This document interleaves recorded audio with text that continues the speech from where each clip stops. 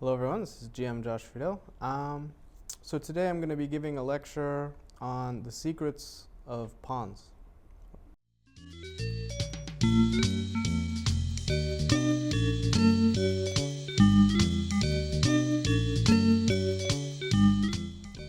And I actually misread the lecture last week. I assumed it was just a regular pawn structure lecture, but I'm actually supposed to reveal secretive things about pawns. So I'm actually going to try to do that this week. So I'll let you in on the secrets that only pawns know about and a select few grandmasters. So this was actually a game of mine I played Chicago Open of last year against an IM Guillermo Vazquez. And most of, every game has kind of the emotions that you kind of remember with it. Like, this game I was really depressed because I had some bad position. This game was, just crazy. This game I felt really confident. This game I remember I didn't know whether I was going to win, lose, or draw for most of this game. But for me, this was just a fun game to play. I had already lost early in the tournament. I had chances to play for first, but really, I didn't have super strong ambitions at this point. And I just had a lot of fun playing this game. So I like to show games I had fun playing just because I think it makes the lecture less newsworthy. So D4 is what I've been playing these days mostly. Catalan, it's been one of my staples in the past bunch of years. Takes c4, knight c6. This is one of the more ambitious lines, I would say, where black tries to actually hold on to the pawn. I don't want to get into too much theory because this game is quite long and I want to get through it. Castles, rook b8. Knight c3, b5. So I used to study with Grandmaster Josh Friedel. He's kind of a fun guy, and he nicknamed this line the barbarian line for the very reason that it's extremely greedy. Black is basically saying, look, I'm not going to develop. I'm just going to defend my c-pawn. My structure is kind of loose. And he's basically saying, you got nothing. I just have an extra pawn. You don't have much of anything. So white has to play very actively here. So just to warm you guys up, what kind of move do you think white should look for? E4? E4 is a very typical move in these kind of positions. In this particular position, E4 is not considered the most accurate. The drawback of a move like E4, even though it looks very nice, is sometimes you block your bishop. And other times you allow knight B4 with ideas of knight D3. I doubt that E4 is some awful move here, but it's not really considered the main move. But it is a very typical one. So B3, also very typical. You have to be careful, though. If you allow b4 followed by c3, I'm not saying that you don't get anything, but you have to be, that's a protected pass pawn. So if you allow a protected pass pawn, you need something really strong in response. But otherwise, yeah, b3 is a very typical move here. But there's another move, which is knight e5. Is that what you play? Yes, it is. It's the main move here. So, I mean, we're all still in theory. Why not knight? That's an excellent question. Knight takes d4. What does white do? E3. Yes.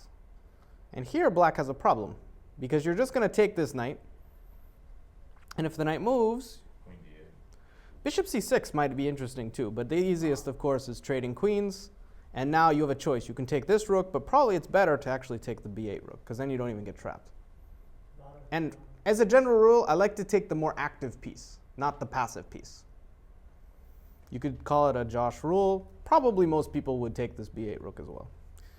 But OK, so the main move here is knight takes e5, pawn takes e5. And this is a kind of an interesting moment, and I'd say a fairly common one. There's a chance for black to trade queens. Now, normally when you're up material and trying to face initiative, trading queens is a good thing, right? But here, I don't like queen takes d1 as a move. Do you guys have any ideas as to why that would be? Repeat that question again. Do you guys know why queen takes d1 might not be the best move? For black, you mean? Yeah, because you'd like to trade queens when you're getting attacked, right? Then rook takes d1 and then threat is bishop c6. Yeah. So you can play knight back here. You can give back the pawn, but then you're going to be a bit worse. And now bishop c6, and all of a sudden, you may not win material immediately after this, but what's black's problem here? The bishop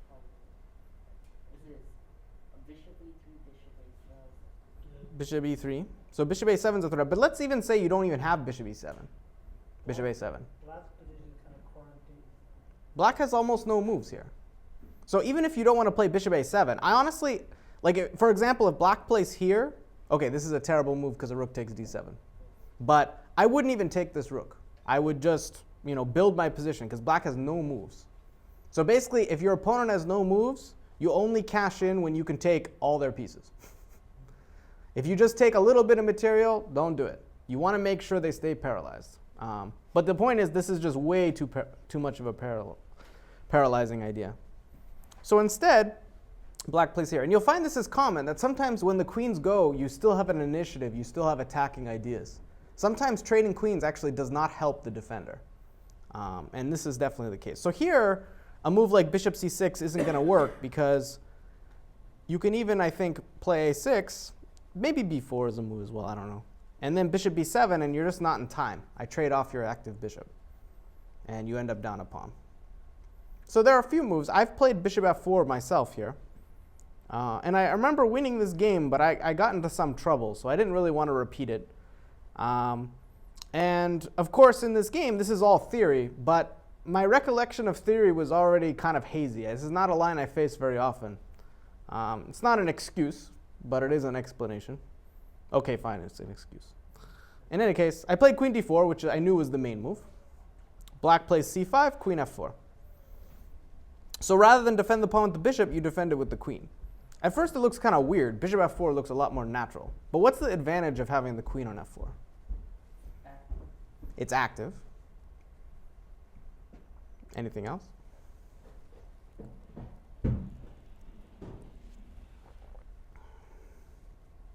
It's out of the way of perhaps which piece? The rook. Right, so the rook can now go to d1. And it really does follow kind of a Nimzovich rule, which is he always had, like, if you have a certain side where you're better, just kind of put your queen over there. And it's kind of a nice rule because the queen is a very annoying piece, especially if you're playing for initiative. So black played queen c7. So I need a way to continue my initiative, right? If I let black take the e5 pawn, or if I let black do anything himself, it's going to be kind of unpleasant. So what do I do?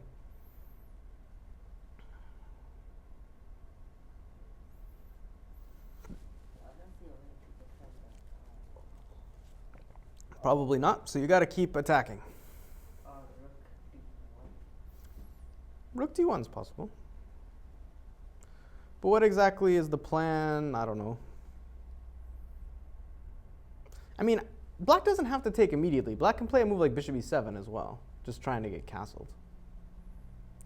Taking this pawn always has some kind of risk to it. Not that it's necessarily a bad move, but you always have to be a little careful about taking this pawn. Say you take with the knight.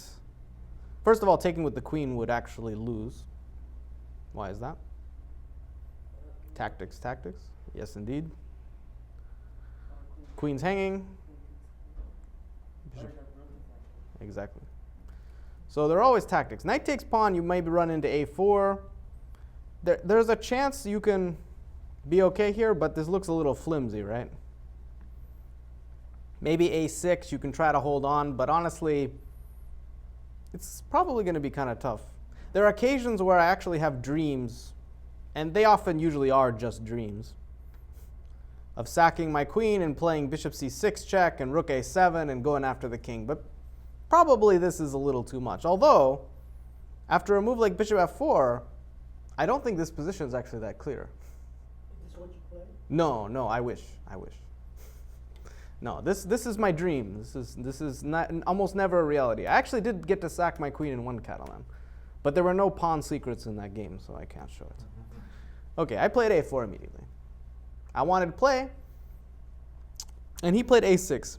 My impression during the game was that this is too slow, but probably not so bad. I took, and rook d1. So now that I've loosened up his pawns, I'm more okay playing a move like rook d1. Isn't it kind of the same petition? It's pretty similar, but now he's committed to playing a6. He gave my rook an open file. So, like, to me, keep in mind, I didn't think he'd play a6. I thought he would play another move, maybe b4. Even takes a4 is actually quite playable there. But the point is that I wanted to secure my open file for my rook as soon as I could. To me, that was more active and more accurate than rook d1. I don't know if this is actually true. You might be right. Maybe the moves are pretty similar. But I wanted to get an a4 when I had the chance.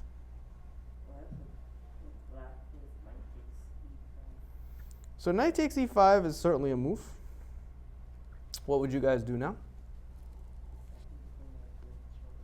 Sack the queen. I like it. I'm only half joking. That queen sack is potentially quite nasty. But I think I had a much simpler idea now. I think I had something rather simple in mind. It's been a while, so I have to recall it, but yeah. There are a few interesting lines. I think what I was looking at during the game was just playing rook a8. Saying, look, I'm going to trade off your one active rook, and then all your pawns are going to be very loose. So for example, if rook takes a8, I can probably throw this move in, right? Queen goes back somewhere, I don't know. Take the rook. So I just won my pawn back and I still have an initiative, right? Sometimes you don't have to be that fancy. You don't have to be like, oh, I'm going to just rip you open and sack all my pieces. It's fun to do that. But there are occasions maybe simpler is better. I don't know if this is actually the most accurate, but I don't know. Maybe black can play a move like f6 here and claim that I have too many pieces hanging. Are you just... Hmm? I don't know that I... In any case, bishop e7 was played, which is a kind of a more human move, just trying to get developed. So I played queen g4, trying to get some initiative. And black plays king f8. It's possible to play moves like g6 here. But now, usually, I'm very happy to just hang this pawn and play here. And it's just kind of an annoying position a little bit for black. Because even, like, say you play knight takes e5 now and I play here, what is your move? You're just tied up here, bishop g7 is a threat. It's just kind of unpleasant. So even though black's up 2 pawns now, the initiative is increased. So one of the things you have to do if you're playing a position like this as black is make sure your opponent doesn't have an avenue in. Make sure your opponent doesn't have like a clear way to improve. So king f8 looks like a strange move, but it also keeps my pieces out. Makes life a little bit more annoying. Yeah, so here actually we have a big decision. The main line actually doesn't include a6. a6 is actually not the main line. But here I had a major decision to make. And this is often what happens. You have a double-edged position. There's by no means is white worse here. White is actually doing quite well. But often the way it works in these positions is if you play one inaccurate move, then you are worse. Because this is what I want to talk to you about, this pawn clump. And this is part of the whole secret life of pawns thing. What can you guys tell me about this pawn clump? They're what? Why weak?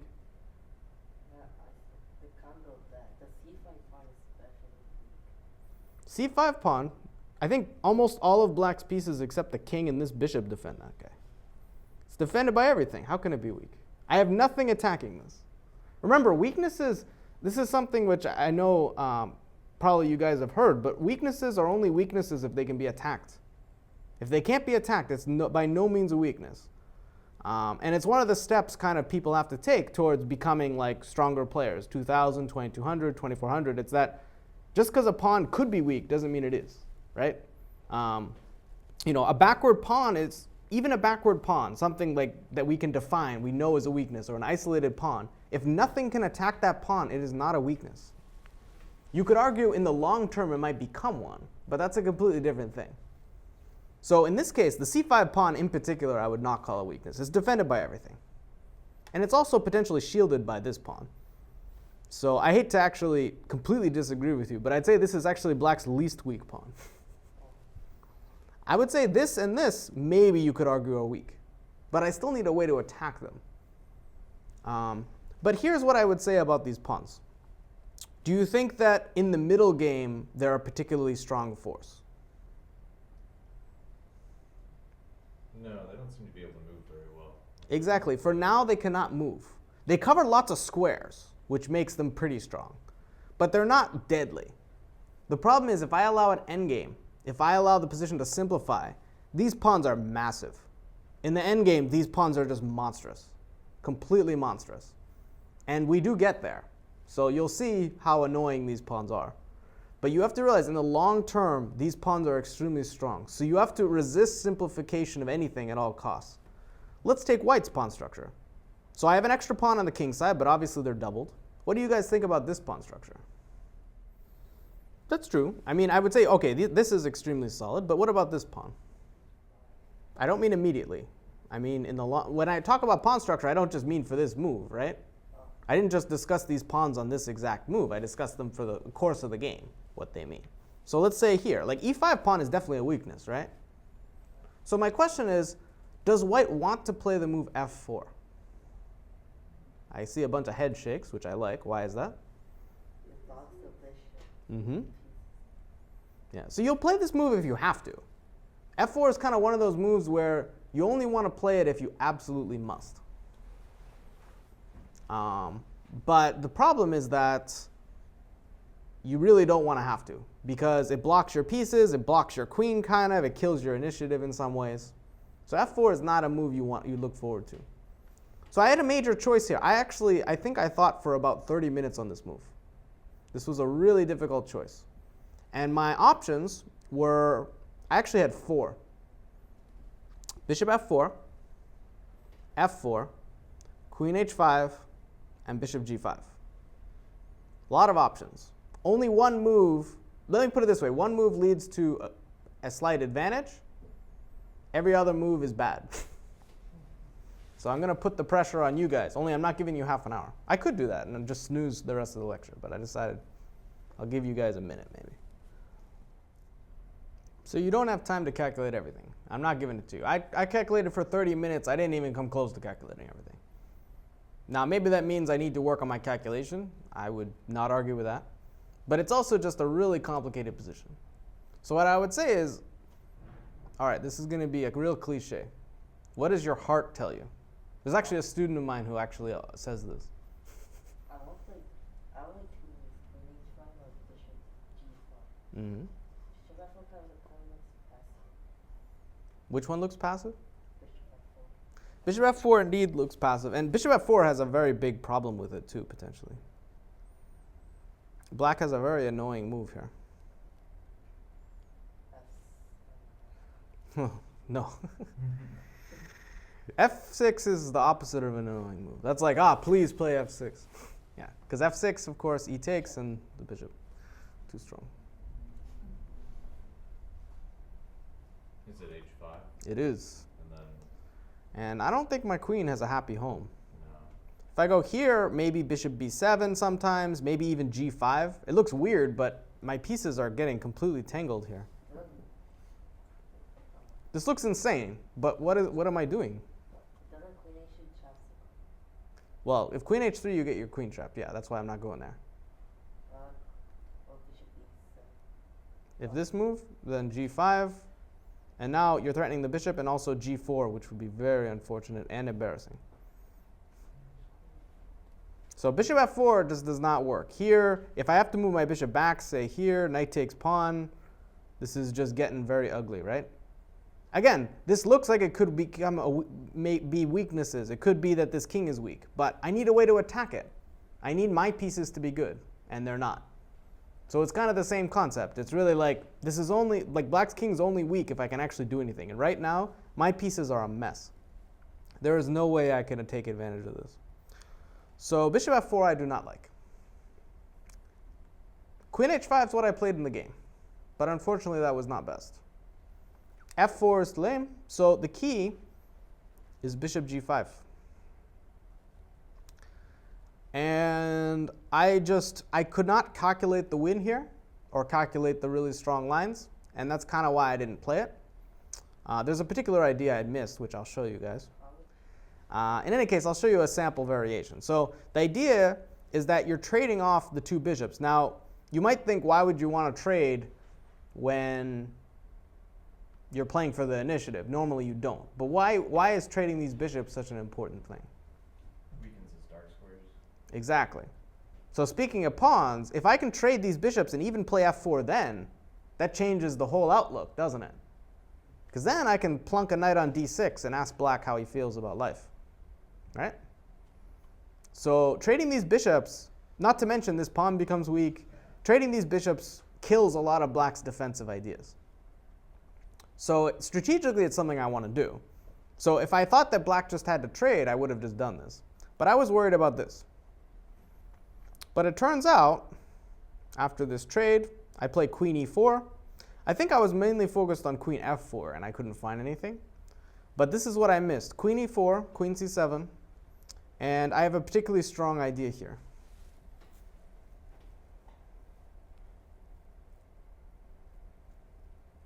And this is what I missed.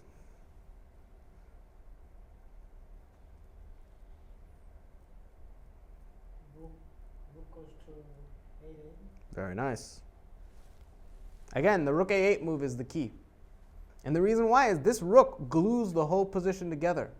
And this is a very common thing. When you have a king that's not castled and a rooks that cannot connect, if you trade off the active rook, usually that's when your opponent experiences problems. This is a very common pattern.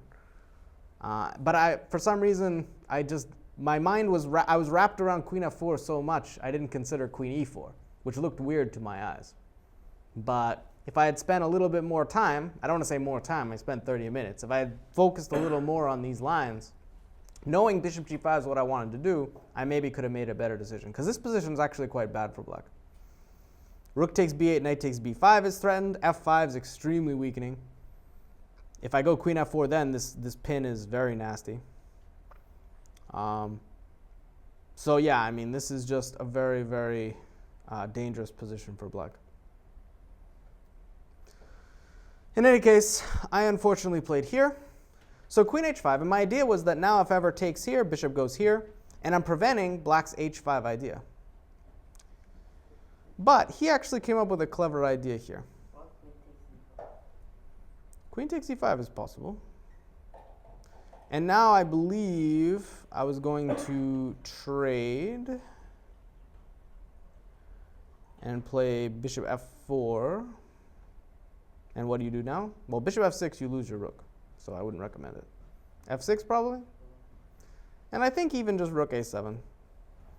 So it's kind of like our other situation, I think, actually. You've traded queens, but I don't think it actually helped your defense.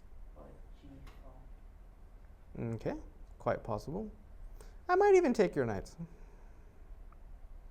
Takes. And here, I don't know if I want to play bishop c6 first. Probably. I like bishop c6. Could you throw rocks? How? Okay. So, bishop. Oh, no. I don't want to trade rooks now. Look at this guy. It's a monster. Trading the rooks was good when I was really focused on this weakness. Now I want to keep your king bad. I'm actually playing against your king. I'm not playing against like trying to win a pawn here.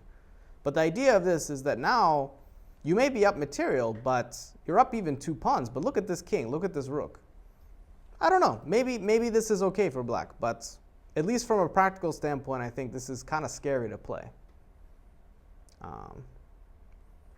So yeah, I don't know if all this was completely accurate, but I would say that was in general my idea. But he found actually a very clever move. He played this. So what do you think his idea is? So with this one move, he plugs up one of his weaknesses. So now if he plays g6, I have a problem. So this move I was not happy to see. So I played f4. Not happily, but I thought the alternative was, well, I just lose my pawn for nothing. So this was kind of an interesting decision. I thought he would play g6 here, which might be more accurate. He went for b4 right away, which by itself is probably not so bad here. But now black has a big choice. Black could play bishop b7, or black could play g6, and then bishop b7, essentially. One of these moves is extremely inaccurate and would let me actually take the initiative back. So my question for you guys is, which move would you play, bishop b7 or g6? I mean, that's a good idea, but I should rephrase my question. Basically, black has 2 choices. Play bishop b7 and then g6, or g6 and then bishop b7. Both moves are coming. G6 and then bishop b7. Why? Like queen f3, then you can play like queen, bishop Okay, but I'm not obligated to go to f3. In the game, I actually didn't go there. Okay.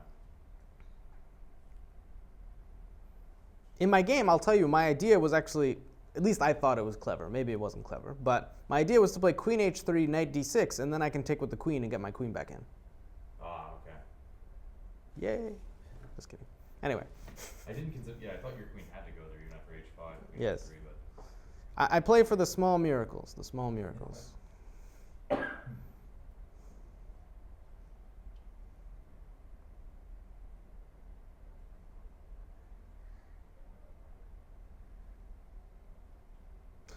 Well, yeah, after g6, as you said, even after queen h3, king g7, it's a very good position for black. Bishop b7 is also good. He played this one, and I was very sad I missed my chance here. To be fair, it was actually quite complicated, but I had a chance to actually take the advantage here. I can. But do you have a particular idea, let's say? So okay, say I play g6. It's an interesting move, actually. Queen h3. Trying to remember what I saw here. I thought he might just play rook a8 and trade me off.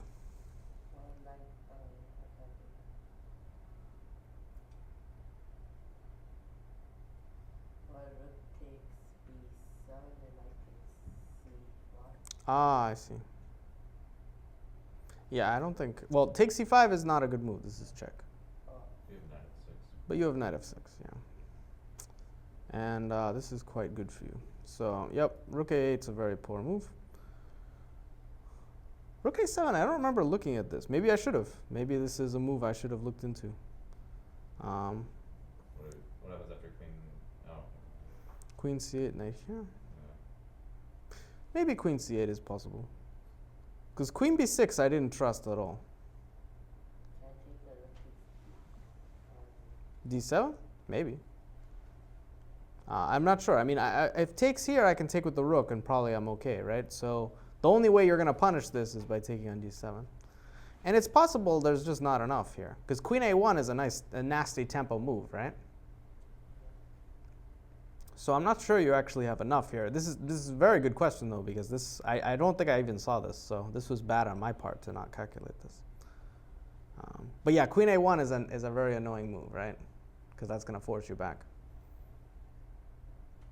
But very good question. I mean, this rook a7 move was definitely a move that escaped me here, I will admit. But I actually have a very strong move here. And it's to do with pawns. Shockingly, I know, you didn't expect that. I like to surprise my audience.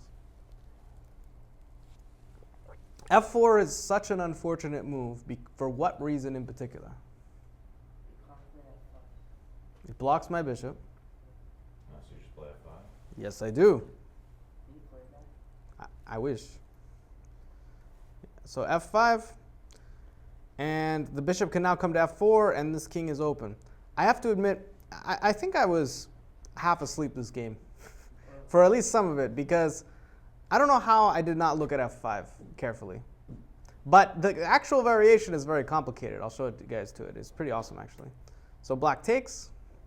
Queen takes, and again, black has different move orders they can try. They can allow me to take on e6, but allowing me to take on e6 is clearly risky, right? Yeah, like black can try to take this pawn with the knight, but after pawn takes pawn, or f6, it just looks horrible, right? So at the very least, it's not a very human thing to do, and I wouldn't have to calculate any further. If black has to allow me to take on e6, I know this is my right move, right? There's no way I can get better than being able to take on e6 here. Especially considering here, I was looking at just having a bad position, close to lost, maybe. So the fact that I'm allowed to play f5, I should have really... But the line that worried me, I think, was takes, takes, takes. I saw bishop f4, f6. But here, I just could not find a way to break through. Luckily, you guys can. Nice move. Mm-hmm. Yeah, here I thought I was stuck. But I am not stuck, yes? A little slow. Can you play? I need something quick, right?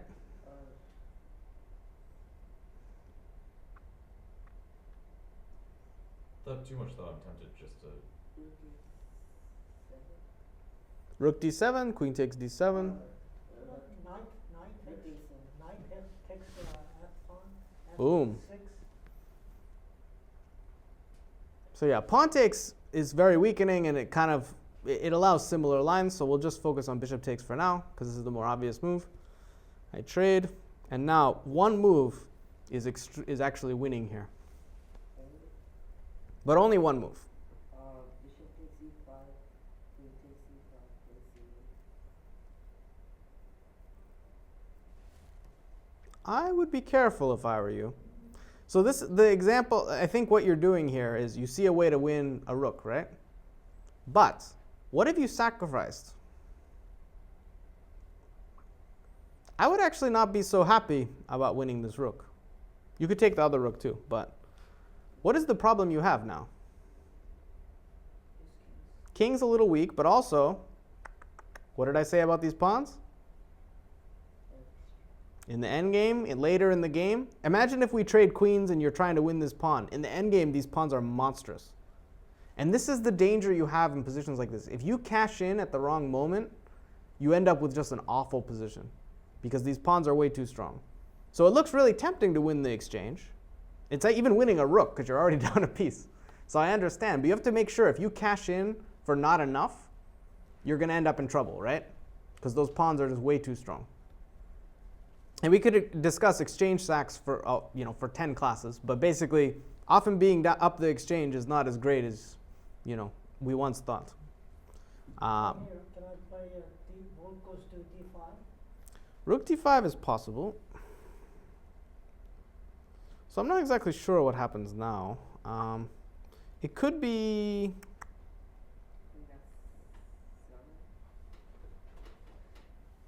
Queen f7, I'm worried about allowing rook a8 check. Probably can't do that, right? So I don't know, maybe this wins the piece back. But the problem is that winning the piece back may not actually lead to a win, right? Because I'm already down some material. So I don't know, I mean, it looks very strong. Yeah, to be fair, this is totally a computer position. I'm not even going to pretend this is me. The move is rook a6. But this is the point. You're not just trying to win a piece. You're trying to actually go for checkmate. You're trying to go after black's king. Because think about it. If black ever gets it right, these pawns are just killers. But these pieces are very bad. And then the key idea is you're threatening rook takes f6, which is just a monster move, right? Because then you win material, but you also keep your initiative, and that's the key. And if black plays here, you have a really, really nice move again. Boom.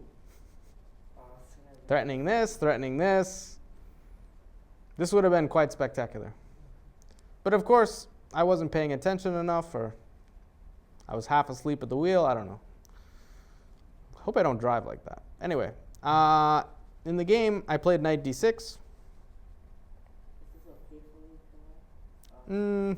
I think black's better now. Not lost. I'm not lost, but I think black's better. Does your gut tell you that, like, after f5, e5, queen f5, that you're just better there? Or do you have to see... Nah, that's tougher. I mean, like, let me put it this way. When I looked at this position after the game, I didn't even have the computer on, and I'm like, why didn't I play f5 here? And then I turned on the computer's spitting out all this random garbage, which I'm not necessarily going to see. But at the same time, f5 is just such a nice move. It opens up black's king. It gets my bishop out. It just solves so many problems with my position. After black plays g6, you can see the problems with my position, right? I can't do anything. And in the long term, these pawns are just going to kill me. Okay. So it's one of those things where my intuition's screaming for f5, but it doesn't mean I can see all the variations or even that I just play it immediately. Like, there are times you have to kind of see it. If you don't see it and you end up just down tons of pawns, it's not really that fun, right? Right. But let me put it this way. If I had been more astute, I would have calculated f5 and really pushed for it. I honestly thought that black would just play g6 immediately here, and I think I assumed the position would transpose. So I just wasn't looking hard enough. Okay. So you guys want to make sure you don't make my mistake. You really want to look for your chances, especially when your position's kind of depressing and you're not sure where your counterplay will come from. So I played knight d6. I think I was also half hoping he'd take here without thinking. Yes, the GM's secret thinking has been revealed. I hope for mate in one. Unfortunately, he played g6, and I was like, oh. But okay, queen back to h3. This was my idea. Takes, takes. Bishop takes d6. And I think here maybe bishop takes d6 wasn't the best, actually. He maybe could have lived with that knight a little bit. But I don't know. I mean, it's easy to say that now, but that's a pretty annoying knight. So he took it here. And now we come kind of to the second phase of the game, which was actually very interesting. So I played e4. Black played knight f6. And here I have a major choice to make. Luckily, this one I did make correctly. I can play either e5 or f5. And only someone who truly understands the secret of pawns will know which move to make. We have one vote for f5. What are the rest, do you think? Look at e5. It creates this massive, massive pawn chain. Look at that pawn chain. You could kill someone with that pawn chain. Yeah. E5 makes it you could keep speaking like this one. And my knight is too strong. And your bishop can't move. I like the way you guys are thinking. Too many people, I think, get too obsessed with purely the pawns. They see e5, they see that massive pawn chain. They're like, man, I could like swing that around, do a Bruce Lee thing with that pawn chain. That's amazing. The problem is, all you have is that pawn chain. Black plays queen takes g2. I was actually worried about even knight d5 keeping the queens on, because I thought my king was actually worse than black's. But okay, either one. And then, as we can see, what do you do here? You have no active plan whatsoever. Black's going to play for c3. What am I doing? I have this beautiful pawn chain. Congrats to me. But what else, right? And this is the problem. I'm still down a pawn. These pawns, as we know, potentially disaster for me, looming. And I need something to do. So I like that you guys really were not tempted by this. f5. Breaking up black's pawns, opening up black's king, right? And also letting out what piece? The bishop. My depressed poor bishop, which would have been really sad if I played e5, is now jumping up and down. Gets to run out, wreak havoc on black's position. So this was the key moment. After e5, my position is quite bad, but I think after f5, I have at least counterplay. I would actually take white in a lot of these positions, but it's unclear. It's hard for me to give a pure evaluation. So black took. So here I was actually optimistic about my chances, maybe too optimistic. But my opponent played well now. He took, got the queens off, and played king g7. He was not tempted to take this pawn. After which I go here. And now I have bishop e5, I have d7. He knew that this was not what he wanted. Something like this, for example, would be quite unfortunate. And now, rook a6, yeah. Black's not going to get to move for the next century. So it's going to be very bad. But my opponent, of course, was no fool. He played here. I played bishop f4. Knight d7, and here I was really excited. I'm like, I have the initiative. But I underestimated a part of black's position. Any guess of what that is? The pawns. You cannot underestimate these pawns in the endgame. These are nasty. So even though I have the nice minor piece, even though my rooks are nice and active, I have to be very, very careful here. And I think I actually played some poor moves, not because I was calculating horribly or anything like this, but because I underestimated black's pawns and in their long-term potential. So I played takes and rook a7, which of course can't be bad. And here I sort of started to realize things weren't so easy. But it was I still wasn't totally sure what to do. Probably I should play g4 and kind of get my own pawns going. That's what I played, which looked completely normal. But black has a very strong idea, one which my opponent found very quickly. He played this phase of the game extremely well.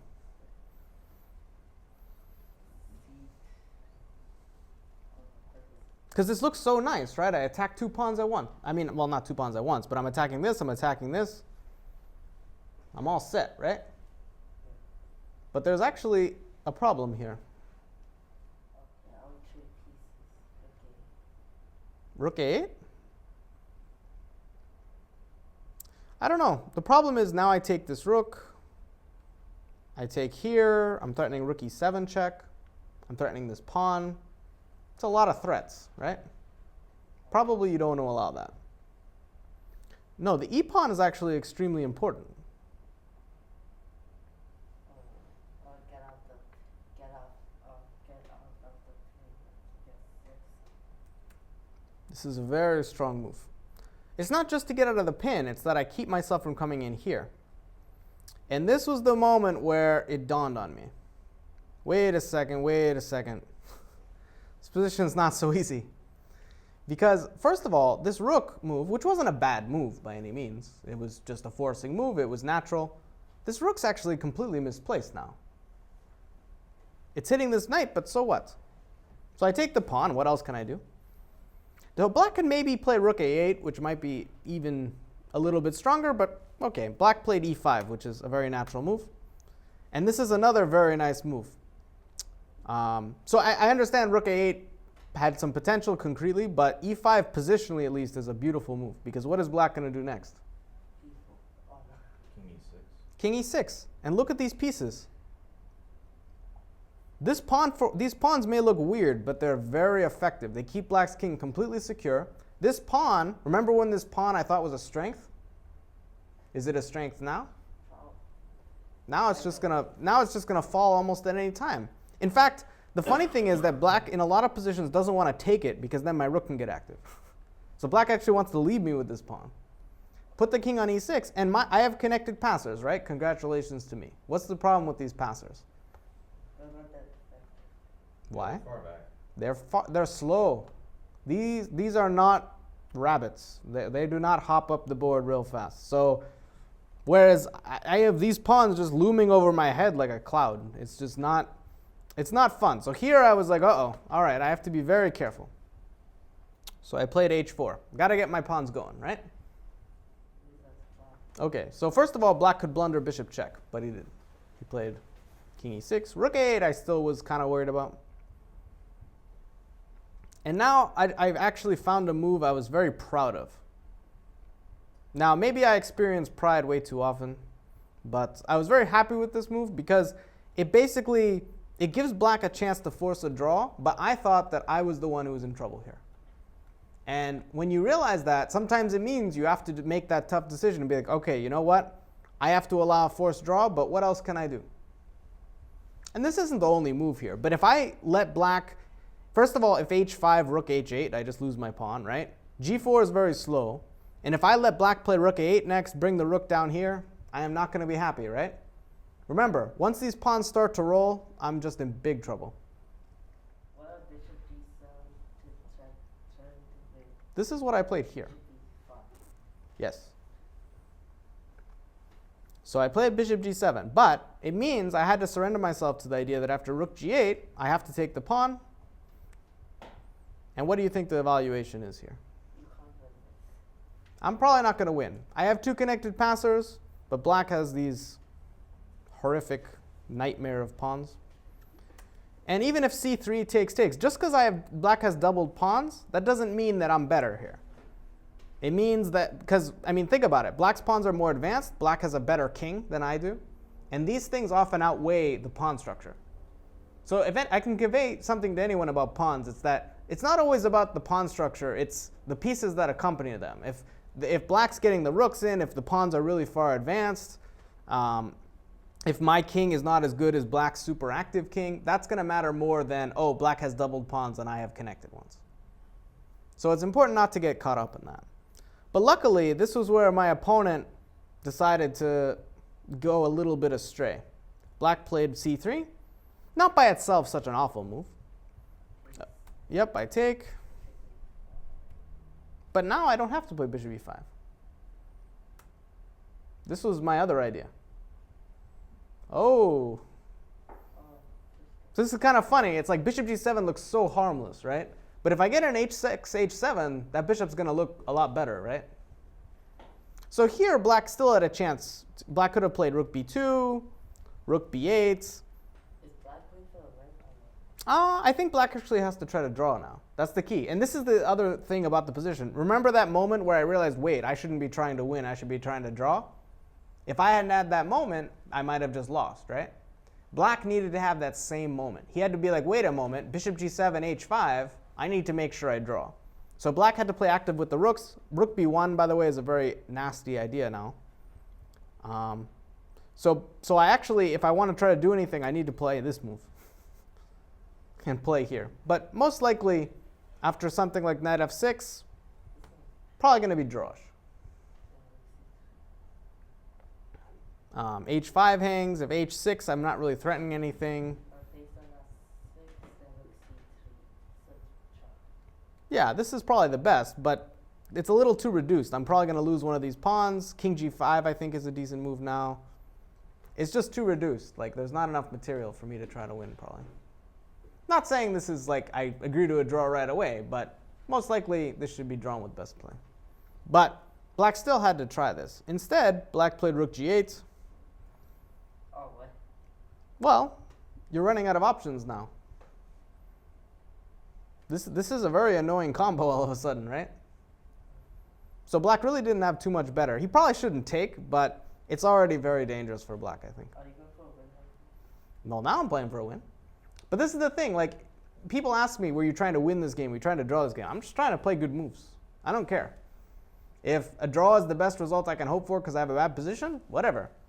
But you have to be alert. If your opponent gives you chances, you know, don't be like, well, I can never win this game because I'm defending. Of course you can win, right? So it's like, you kind of have to take what your opponent gives you. And this endgame is very complicated. We could go over it for a long time. We do not have that time. But basically, even in this endgame, the pawn structure is really hard to handle. So this was played. I took. And this is where I realized something. Here's my question for you. How should I approach this position now? Should I try to hold on to this pawn and try to push it through? What should I do? Maybe go for rook a7. Very nice. That's the move I played. And again, I'm not sure it's necessary, but if I allow knight e5 to d3, why should I be better there? Maybe black could go for it. Maybe. I don't know. Black has nice pawns. Black has a better king. I'm always looking at king, as you guys know. But when I play rook a7, I'm saying, look, you can have my pawn, but your knight's never moving. Remember the paralysis thing I was telling you guys about? That if you can keep your opponent paralyzed, it's often very good. So I play rook c4. I lure the king up. I play back. Slight improvement to my rook, I think. Black gives up and takes. I play king f2. And now, even though I only have one pawn left, because black's completely tied up, and these pawns are separated, they're not together, it's going to be very difficult for black to do much. So I'd love to say I won this without further problems, but it doesn't ever seem to happen. Black played king e6. I played rook d1, keeping an eye on the knight. So the idea is that if black tries to check me, this knight's going to hang after it takes. So he doesn't have time. Don't take the King here. Yeah, I'm not going to take the pawn, don't you worry. I could have played g4 here, but I decided to be more patient. Yeah, and here I got a little sloppy with g5. If I play rook a7 and just try to take the pawn next, after I move my rook, say, it would be a little easier. I decided on this, which is still winning, but this was a little bit challenging. So I did this. I can't go this way because black keeps checking me, so I decided, all right. At this point, we both had less than 5 minutes, so it was very challenging. So this is a win, because eventually I should be able to dislodge this king. But it's a very tricky win, and if you have no time, winning this is really, really tough. But the key is, do not be in a hurry. Have a clear plan. My plan is to get rid of this king, right? But once you, and try to go for that plan, but don't feel like you have to accomplish it right away. Take your time, move back and forth occasionally, build up your time if it's 30-second increment. Do not try to play it all, just all the most complicated lines when you have 2 seconds left. And here, I thought I did an okay job, but it turned out after the game, I played one inaccurate move. So I did this. So my plan is basically to get my king in, force this rook over, and eventually bring my king in this way. Just to share with you guys. I leave my rook here so this knight can't move. I leave my rook here so this pawn can't be captured. But here I got a little sloppy. I should play king d3, and then king back, and then here, and then go forward like normal. I played here, and now black had a draw that he missed. which you guys will discover. Ah, Rook rook c4. C4. Rook c4 does not draw. Ah. I mean, you can take my rook if you want. Well, first of all, I don't have to take you. But even if I take knight e3, king takes here, I highly doubt you're going to draw that. My king's awfully close. Yeah, that's not a draw, for sure.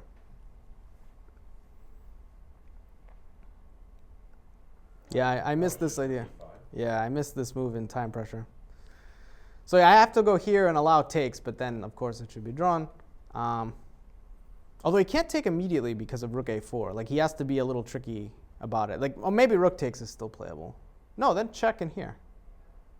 Huh. There was some weird way he could take this pawn now. But okay, rook a1 is super tricky.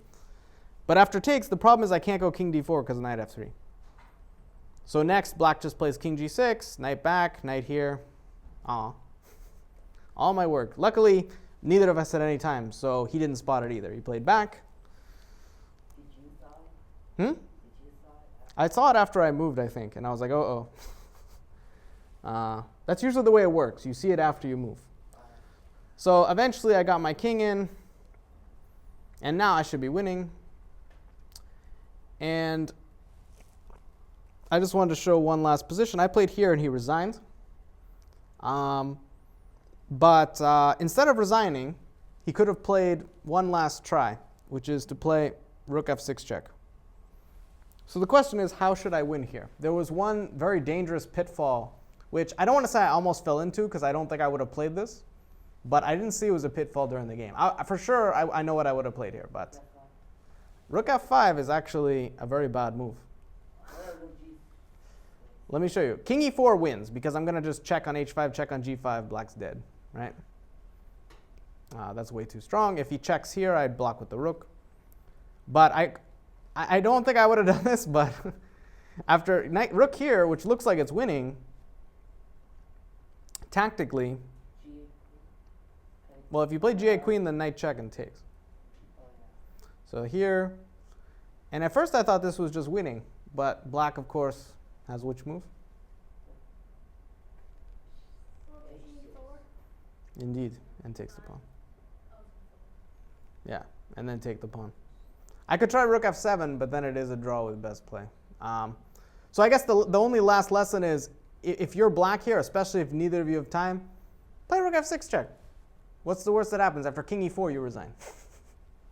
But do not resign that move too early, because again, especially with no time, I would not have played this. King e4 was my plan, but just because I thought it was easier. But rook f5 would be an easy pitfall to go into, right? So give your opponent one last chance to not win, would be my advice.